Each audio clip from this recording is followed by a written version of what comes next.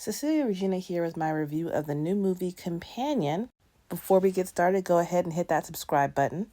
And I have to warn you, spoilers ahead. Lots and lots of spoilers. Although this movie really is just what it looks like from the trailer. Now, all the other reviews have been a love letter thus far. I have to say, I don't necessarily agree. I don't think this movie is so original. If you've seen Bicentennial Man, I Am Robot, Ex Machina, Her, anything where the robot or AI girlfriend, companion, substitute, whatever, becomes sentient and self-aware, you have seen this movie. I think people are only hyping it in part because a man directed it, but here we are. I will say I will still give it a 7.5 out of 10 because it's interesting and it gives us the space to discuss how the coming into being of AI robots and companions will affect the treatment of all women, and that's what we always want to do. Opens with Iris waxing poetic about the day she met her boyfriend Josh in the grocery store. They then embark on a long-awaited trip to a cabin in the woods, but when they get there, the cabin is a palatial estate. The boyfriend of one of the members of the group, Sergey, is a billionaire, and he's bought all the estate around the lake. Kat, his girlfriend, is this absolute stunner. Elegant, sophisticated, clearly the center of the group of friends, but she hates Iris for reasons that she won't explain, and also complains a lot about Sergey. Rounding out the group are Eli, boyfriend.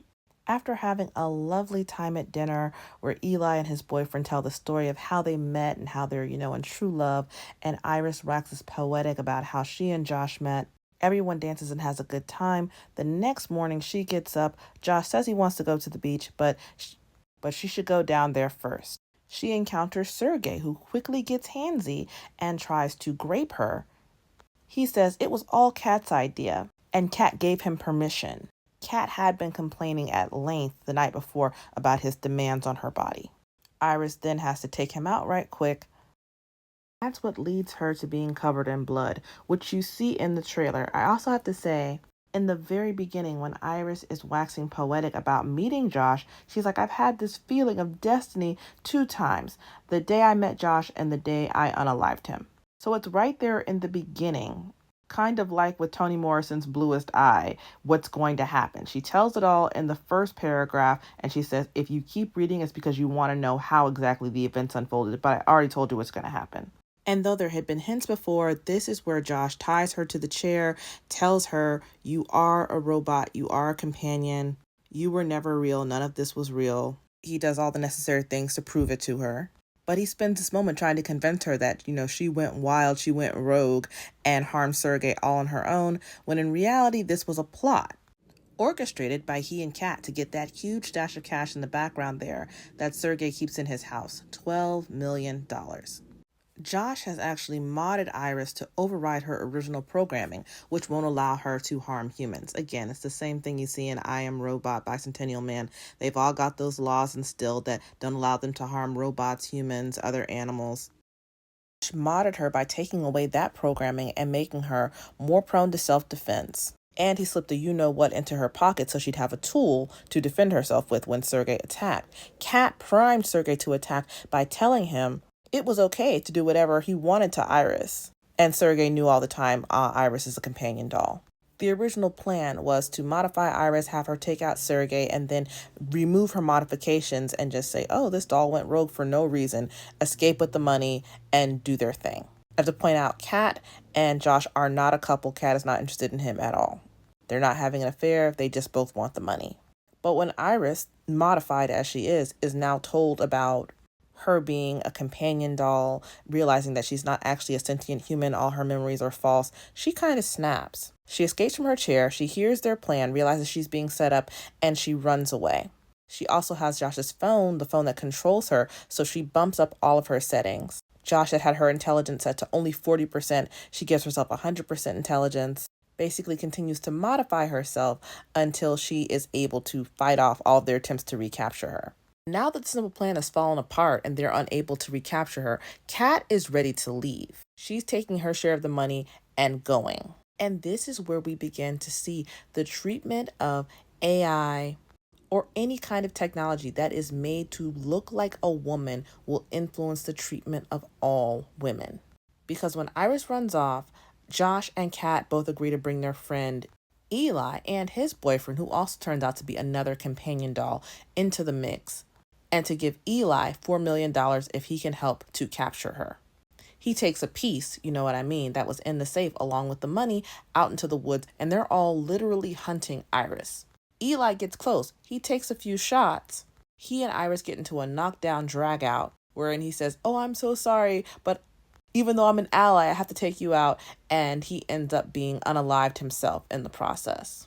But it was clear all three of them had no issue with doing immense physical harm to Iris. After she escapes that time, Kat figures she's never going to be recaptured. She's taking her share of the money and leaving.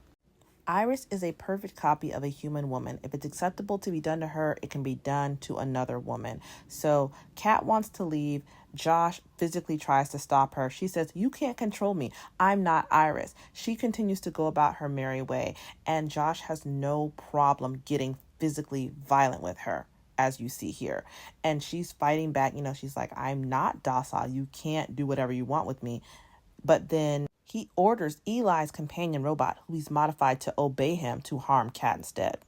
When Kat hobbles away injured, she ends up sitting next to Iris, and I think that symbolizes women, AI, etc. They're all on the same level in the eyes of men.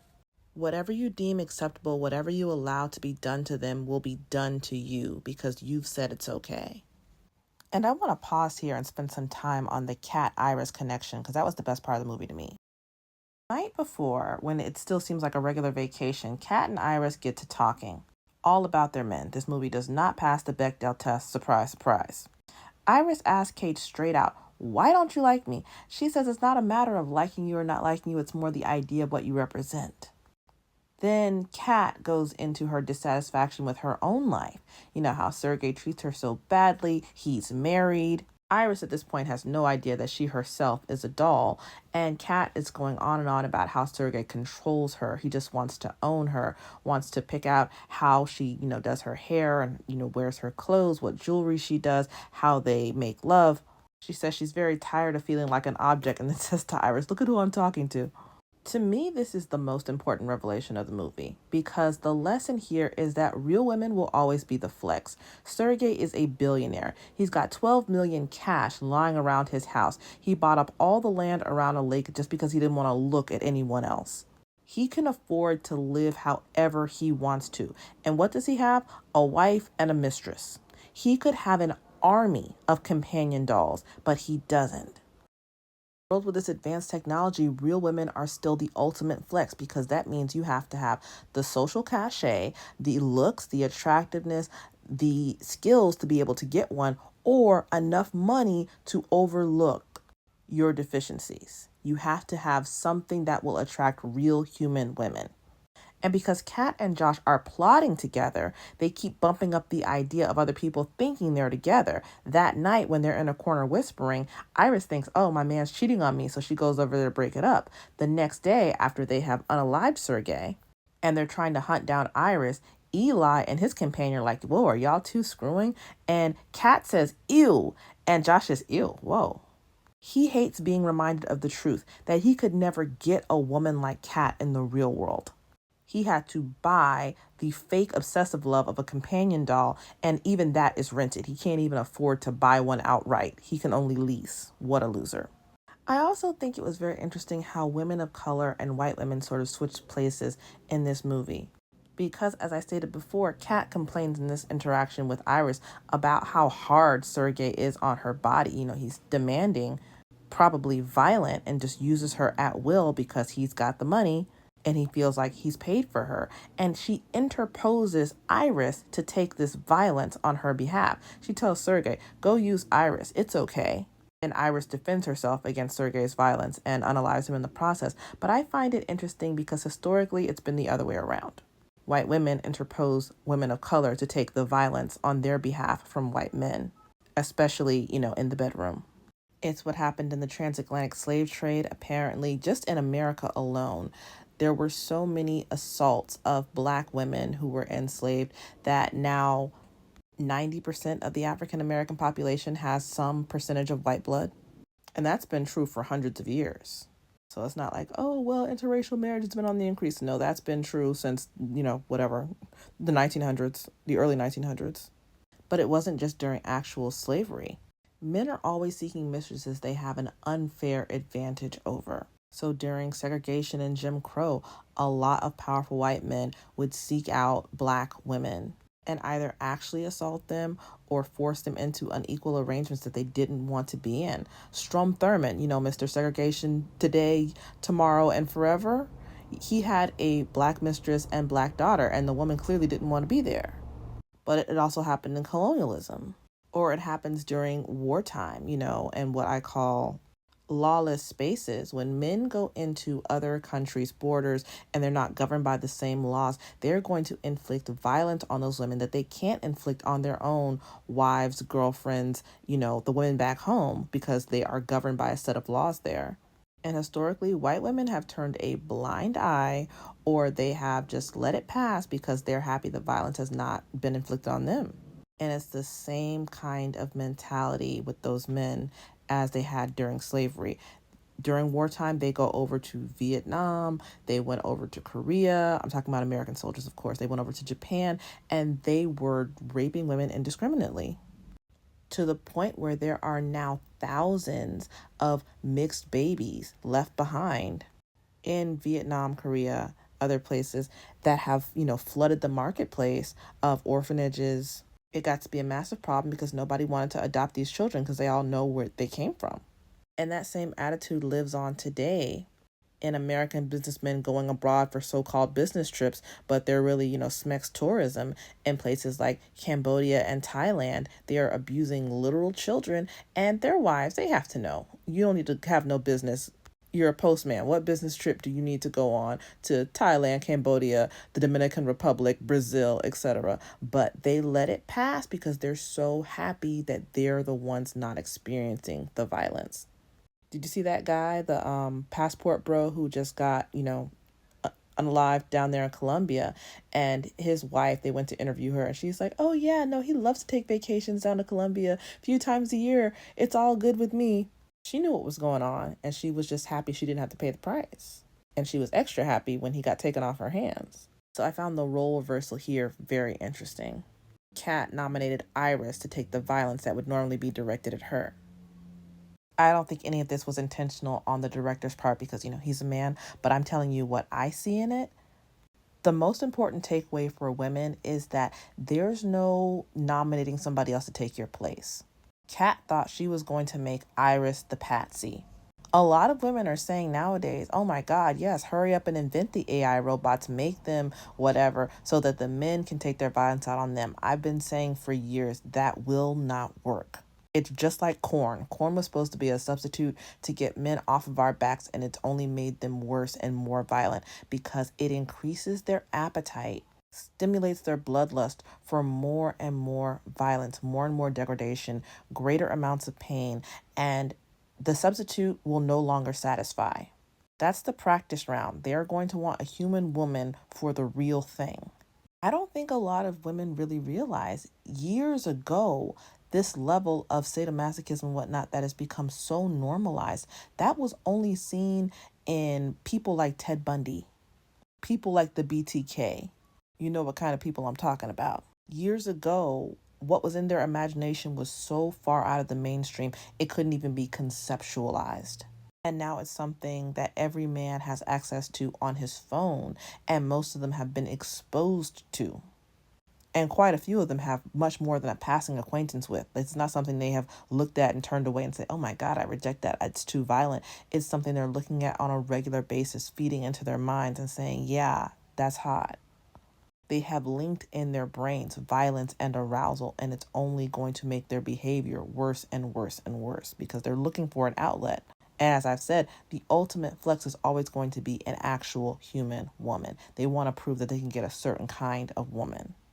Speaking of which, let's go to Sergey. You're supposed to feel bad for him in the end. You're supposed to feel like Sergey got a raw deal because it turns out that Kat and Josh were lying on him. They told Eli to get him on board. He's a bad dude. He's corrupt. He's a Russian gangster. He's this, he's that. And None of that turns out to be true. He did have a lot of money. He's a legit billionaire, but he made it all in sod farming. Kat doesn't feel bad at all for her part in boosting Josh up. Josh says, you made me think he was horrible. She's like, you made an assumption and I didn't correct you. And that made me think about stereotypes.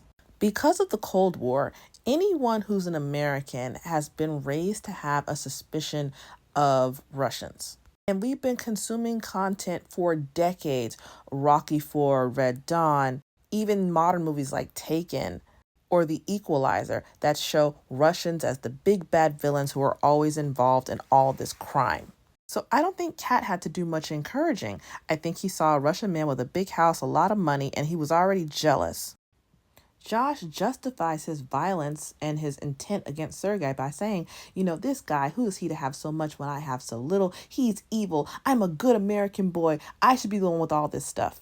And that's exactly what Americans did before they went abroad, burning down villages.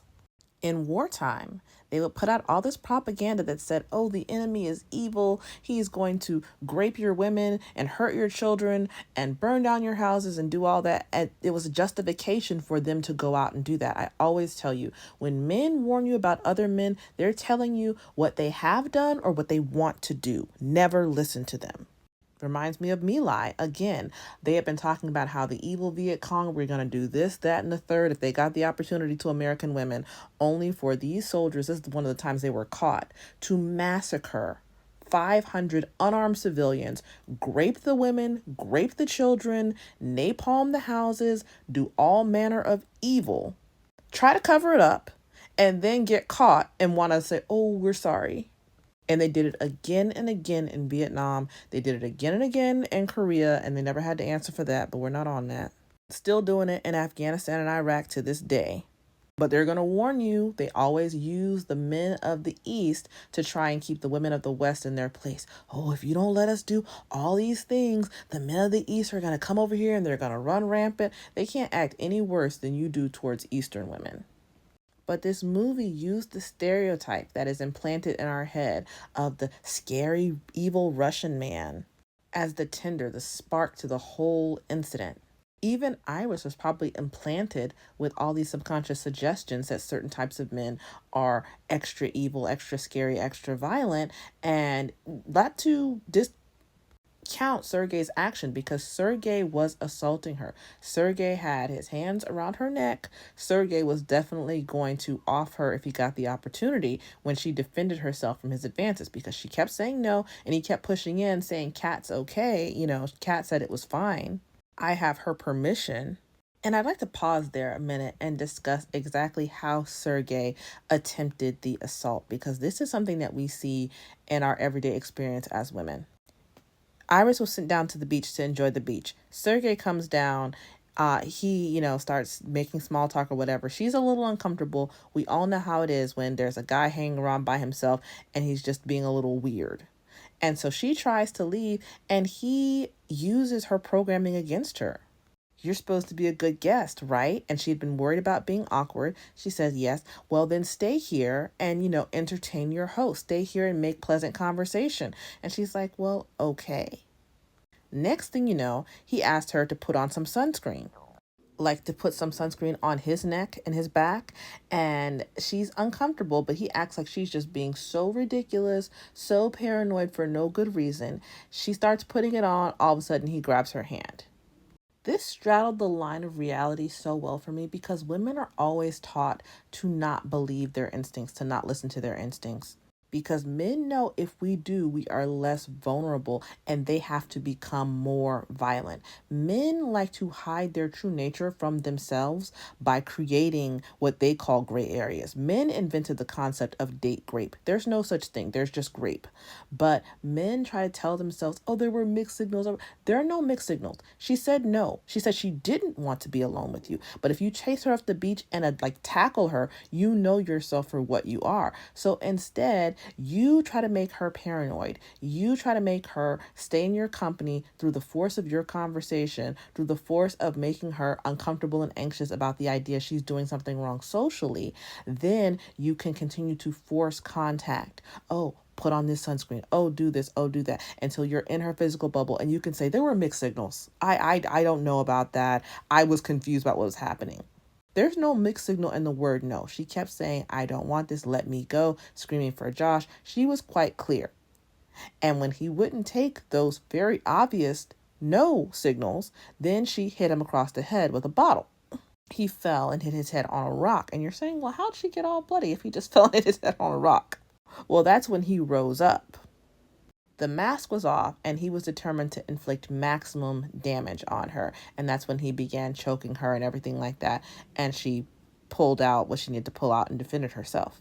Later in the movie, when it's revealed he's not a gangster, he's not a mobster, he doesn't have any bad ties, he's a humble sod farmer who made $1 billion. The question becomes, did he deserve to die? And who has the right to defend themselves?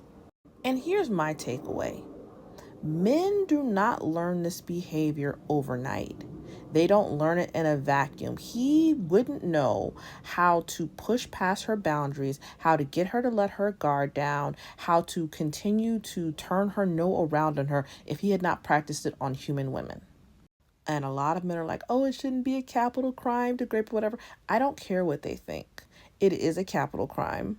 If you put your hands on a woman with the design of enforcing intimacy when she said no, I think you should be taken up out of here. You have the right legally to defend yourself. And when there's that much of a power imbalance, because look at Iris and look at Sergey. He was massive. He was quite a bit taller than all the men in the movie, in addition to being hulking and muscular and everything like that.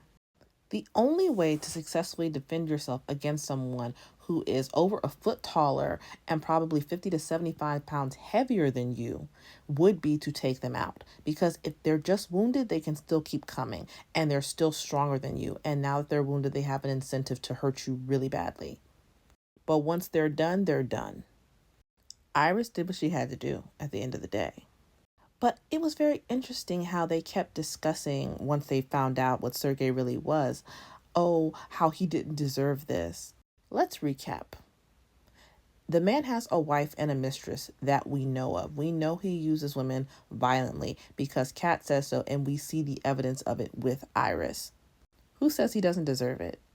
It's interesting to me how the goalpost of what a, quote, good man is always changing. Because at the end of the movie, Josh says, I'm a good man. I deserve more than I've gotten. You know, I'm a decent guy. He kept saying that, decent.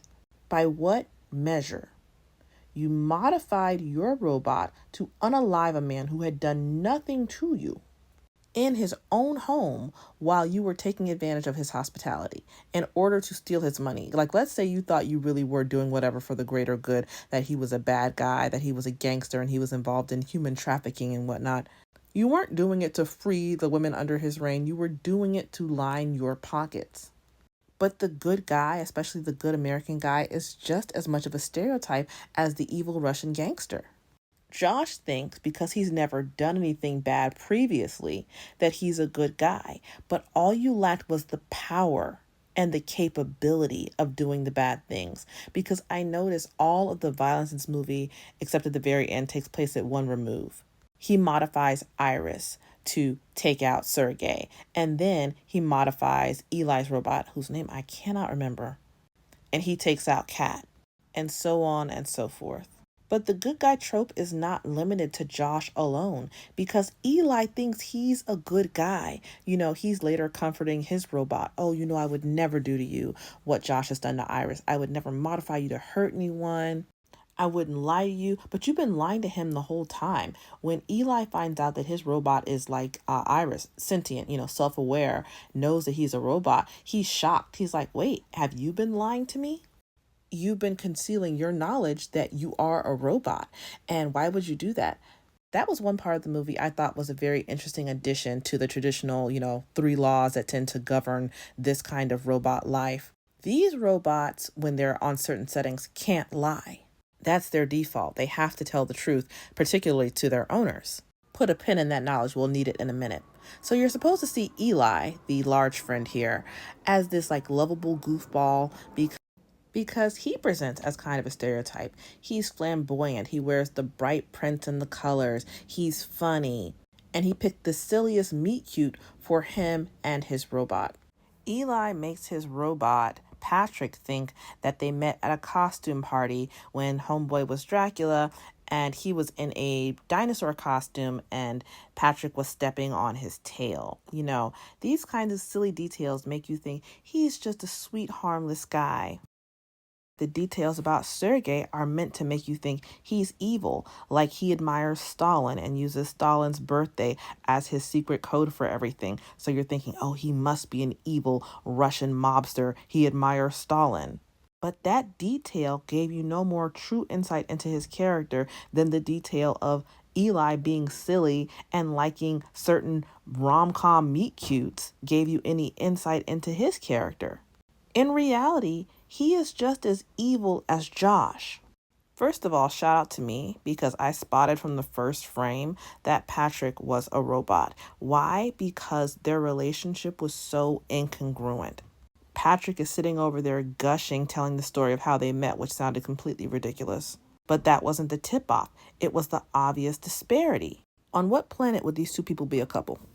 It might be in the realm of possibility if Eli had a lot of money or some other hidden talent, but on no planet, especially not Earth, would Patrick be gushing over him like he was the luckiest man in the world. He said, oh, he took off his dinosaur head and that was the most handsome man I'd ever seen. I said, that's a robot. When Eli is informed of what's happening with Iris and Sergei, he has no problem practicing violence against Iris to get money. Even when he's caught, and it becomes clear Patrick is sentient, Eli lies right to his face. He uses the right buzzwords. When he's about to pew Iris in her head, he says, oh girl, I'm an ally, but I gotta do this. Proving he's not an ally at all. He's just another flavor of bad man.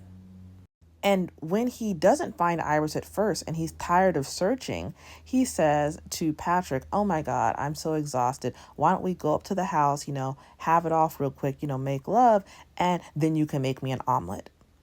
The quote relationship is all about him. It's all about his needs and his wants. He is just like Josh. He's just nicer about it. But we have to be clear. Neither Josh nor Eli has opted for companions because they can't get real human interaction. Neither one of them is ugly, They're not socially awkward. They're able to communicate just fine. They have friends. They even have access to the successful and the wealthy. They just can't have the kind of entirely self-centered relationships they want with an actual human being. With Josh and Eli, it's all about them 24/7. And so they want someone who can never say no. I've said it before and I'll say it again. There is no male loneliness epidemic because a lot of the men who claim to be so lonely are married. Most of the men they interview for these articles and whatnot talking about the loneliness epidemic are married. There is a failure of male fantasy. What a lot of men, gay and straight, want is a real doll who can't say no. They want someone to perform admiration all the time. That was something else I thought was very interesting about the movie. Iris is portrayed in the beginning as pretty much annoying with her obsession with Josh. She's always swooning and fawning all over him. And you as the viewer have a much more realistic picture. For example, they're shown in bed. Josh is clearly a Minuteman who does nothing to please Iris whatsoever. And she's like, that was so amazing, baby. Oh, that was so great. I love you so much. He turns over, facing away from her, indicating annoyance. And she just keeps on gushing and gushing and gushing. But the thing is, she's a robot. He set her to do this. Because this is what they want. They want to set up that hierarchy in a relationship. They want to be fawned all over. They want to be followed around like a puppy. They want to pretend to be annoyed by too much attention, too much adulation, because they are losers in real life and they never get any affirmation there. And this isn't a setting. This is the default. Patrick is like this as well. And when the people come from the companion doll company, they discuss how all of them are geared to have this obsessive love.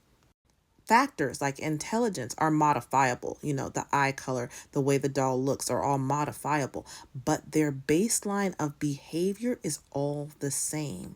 And why is this? Because like I'm always telling you all, men draw their identity from the women around them. And that includes gay men because who are their icons? Women.